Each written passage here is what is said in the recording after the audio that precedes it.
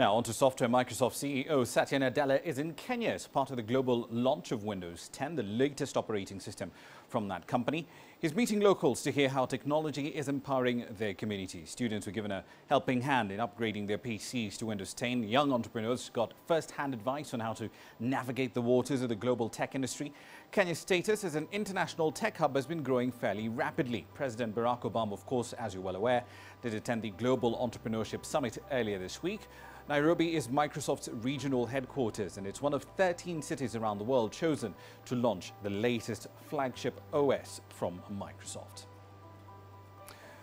Now let's get to the latest details on that launch and where this fits into the wider business. Rotimi Olumide is in charge of the Windows division of Microsoft right across Sub-Saharan Africa, is live with me tonight. Thank you very much for your time. Let's start with why you're giving out Windows 10 for free. What informed that decision?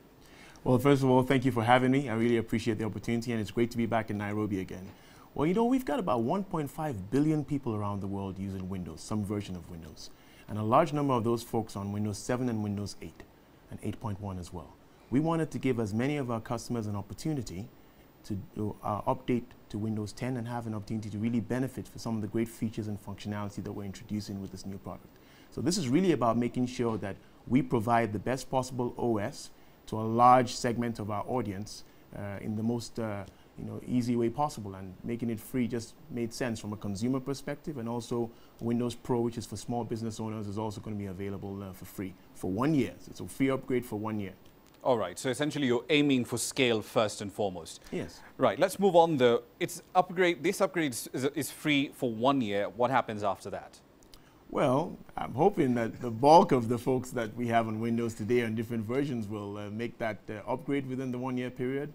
Beyond that, well, then Windows will be available as a box product for sale as it is today. And Windows 10 devices will be available for sale for anyone who's looking to make that upgrade. Right now, I would imagine that a lot of people are already thinking about it. They've heard about the great features and functionality. And our hope and expectation is that we'll have a large groundswell of folks who are looking to upgrade, making that upgrade over the next year. Right. I know it's a little early to talk about numbers since it just launched, well, more or less 24 hours ago. But let's look at the reservation numbers, for example. Use that as a proxy indicator. How many people in Africa reserved copies of Windows 10?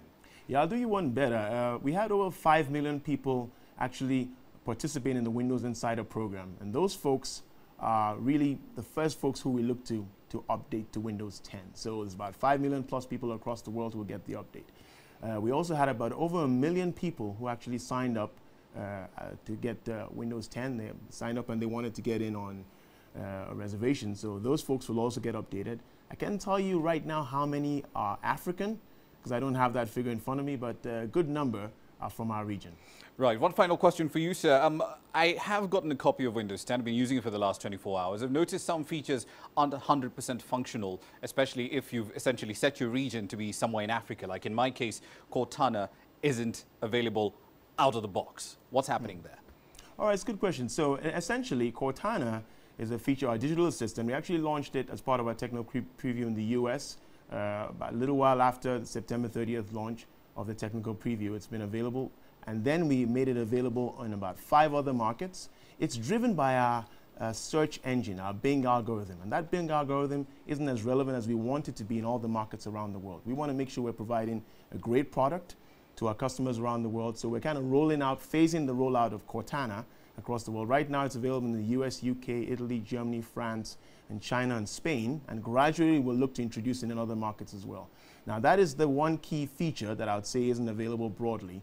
But we've got great features that we've brought through on Windows 10, including Microsoft Edge, our new browser experience. We've got a very familiar UI, similar to Windows 7. We've also got some great new features with virtual desktops. We've got live tiles. We've got a bunch of great features that I know that our customers will enjoy. Indeed. We'll have to leave it there for the time being. But thank you very much for your time, Mr. Olumide.